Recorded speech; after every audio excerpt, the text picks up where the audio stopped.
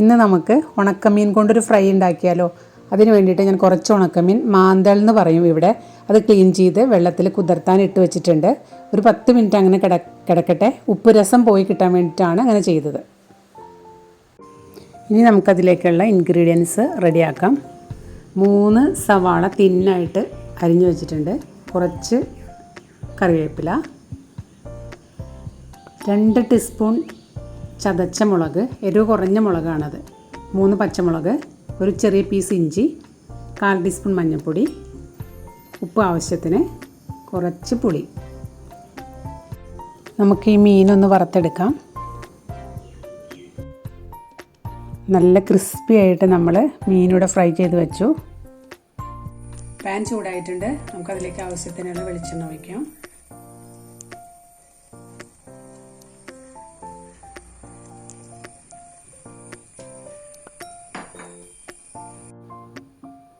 ചൂടായിട്ടുള്ള പാനിലേക്ക് നമുക്ക് ഇഞ്ചി ഇട്ട് കൊടുക്കാം.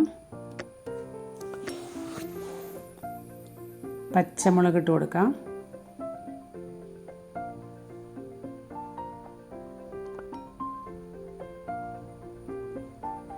ഫ്ലെയിം മീഡിയത്തിലാണ് വെച്ചിരിക്കുന്നത്. പതുക്കെ വഴറ്റി കൊടുക്കാം. അതിൻ്റെ പച്ചമണം മാറട്ടെ. കറിവേപ്പില ഇട്ട് കൊടുക്കാം. പതുക്കെ വഴറ്റിക്കൊണ്ടിരിക്കുക.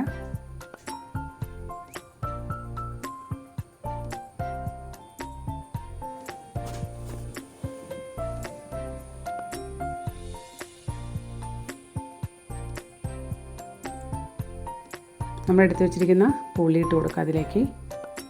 അതും പതുക്കെ ഒന്ന് ഇളക്കി കൊടുക്കുക. അതിനുശേഷം സവാള ഇട്ട് കൊടുക്കുക.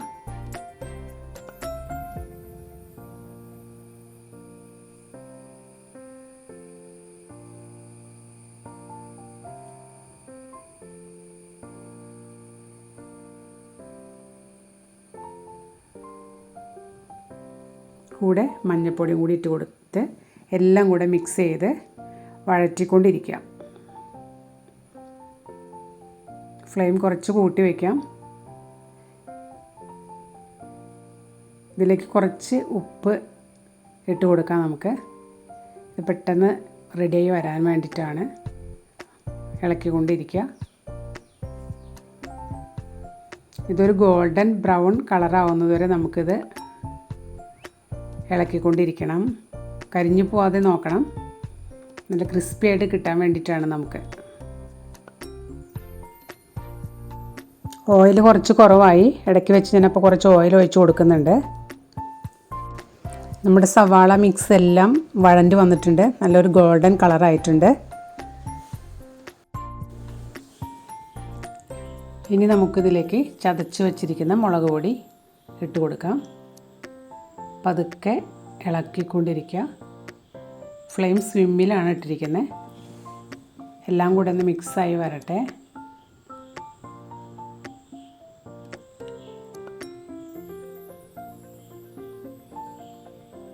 ഒരു മിനിറ്റ് ഒന്ന് വഴറ്റിയാൽ മതി.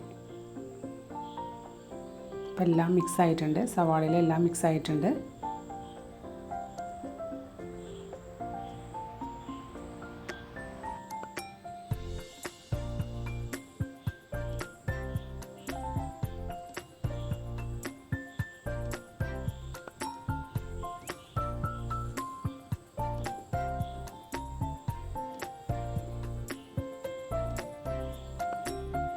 അതിനുശേഷം നമ്മൾ നേരത്തെ ചതച്ച് വെച്ചിരിക്കുന്ന ഉണക്കമീൻ അതിലേക്ക് ഇട്ട് കൊടുത്ത് വീണ്ടും ഒന്ന് മിക്സ് ചെയ്യാം. എല്ലാം കൂടെ വീണ്ടും ഒന്ന് മിക്സ് ചെയ്യാം. എല്ലാത്തിലും മസാല പിടിക്കണം നന്നായിട്ട്. എങ്കിലേ നല്ല ടേസ്റ്റായിട്ട് വരുള്ളൂ. അത് മീനിലേക്കൊക്കെ ശരിക്കും മസാല പിടിക്കണം. അപ്പോൾ നമുക്ക് കുറച്ച് സമയം, ഒരു 2 മിനിറ്റ് ഇതൊന്ന് വഴറ്റിക്കൊണ്ടിരിക്കാം.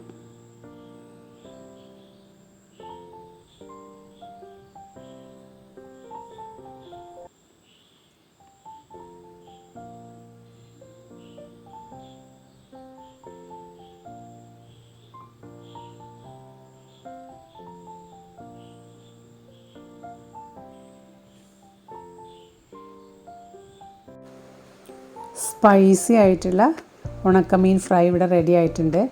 വളരെ സിമ്പിളാണ് ഇത് ഉണ്ടാക്കാനായിട്ട്. നമ്മുടെ ഉണക്കമീൻ ഫ്രൈ എല്ലാവർക്കും ഇഷ്ടപ്പെട്ടു എന്ന്